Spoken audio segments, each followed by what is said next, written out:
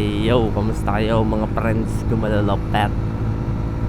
Sana'y nasa mabuting kalagayan kayo ngayong mga oras na ito.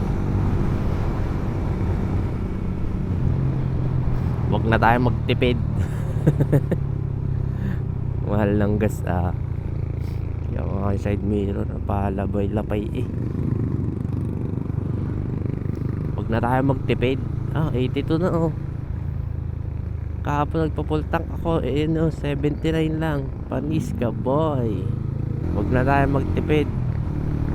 Bahala na ito.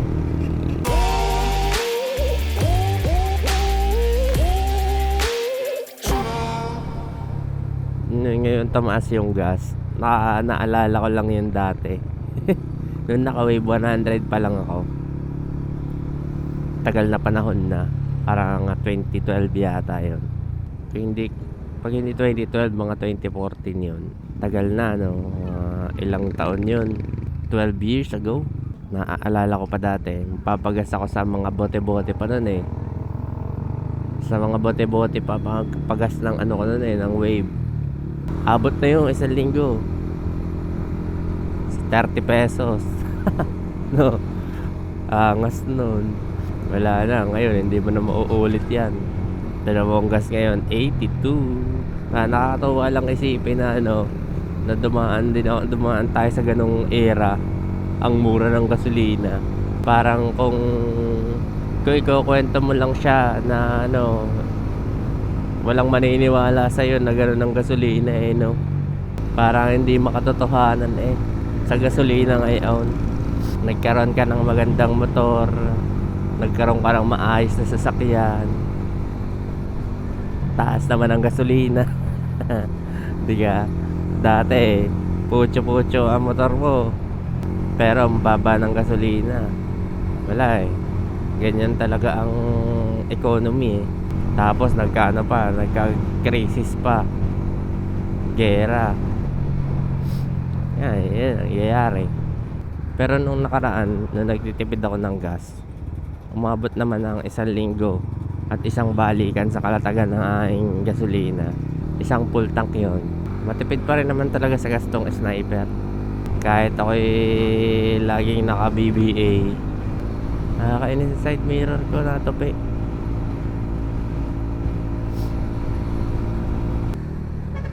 Magkano dito? 85 Mura pa rin talaga sa Petron Yung Petron binabatikos ganoon. Yung Petron ngayon halos ang pinakamurang gasolina. Sila nirarally angas ngayon ang mahal ng Uni Oil. Ito 85 85. Ang Petron 82 lang. Tas sila pa nirarally. Hanip na yan.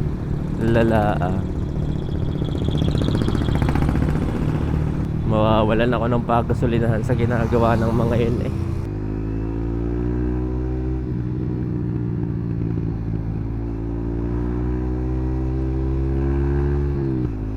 Wala nang tipid-tipid to mga friends. Masarap pakinggan ang naka-BBA na sniper.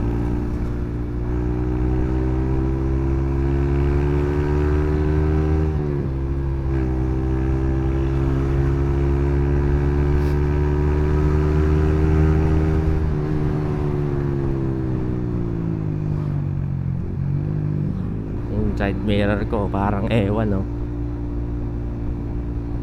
natutupi. Ayusin ko na lang mamaya.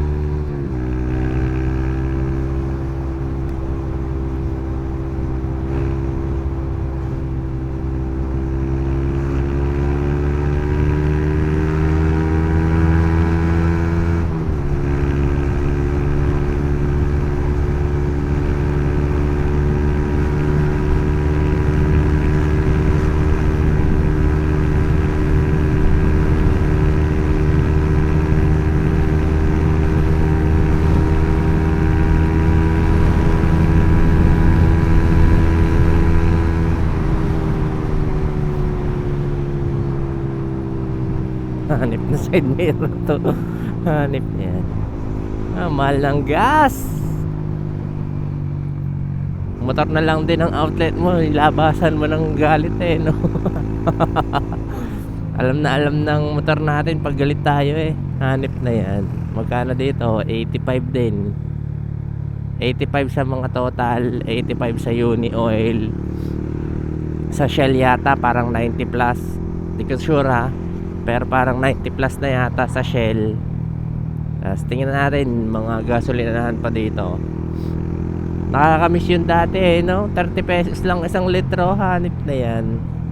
Wala na, hindi mo na may babalik yon. Sobrang gahama na ng mga tao. O, dito sa Sea Oil, magkano? Tingnan natin. 84. O, 84. 84 dito. Pinakamura pa rin talaga ngayon ng Petron. Ito 77. Ano yun? Hindi ko alam kung anong gasolinahan yun. Basta yun, 77. May nakita tayong medyo mura, 77.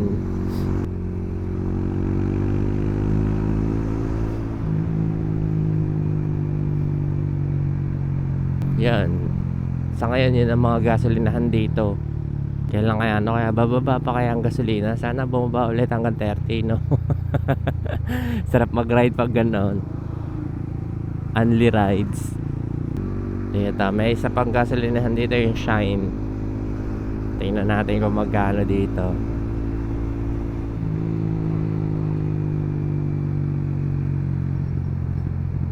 Dito ay wala.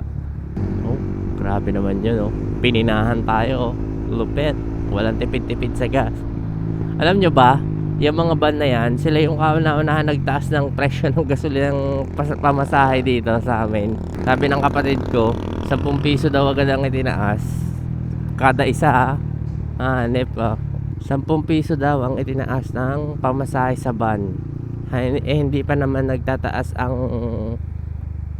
ang bus kasi wala pa daw notice ng LTFRB. Grabe, no? Bilis. Pero okay lang yan. Diskarte nila yan eh. Ganun pala yung diskarte. Literal, nayayaman ka sa diskarte. Kasi ganun pala yung diskarte. Apektado ako ng pagtaas ng gas, pero hindi naman ako nagko-commute. Kawawa nga lang yung mga nagko-commute. Kaya ewan, hindi mo naman sila masisisi kung ba't ganun eh. Andyan na yan eh. So yun mga friends, dito na lang muna tapusin ang vlog ko. Bahala na to. Huwag na tayo magtipid. Kasarap pakinggan ng sniper na naka BBA. So yun, konting paalala lang ulit na maghinay-hinay kasi may naghihintay sa ating bahay. In English, don't drink and drive. Peace. Yeah.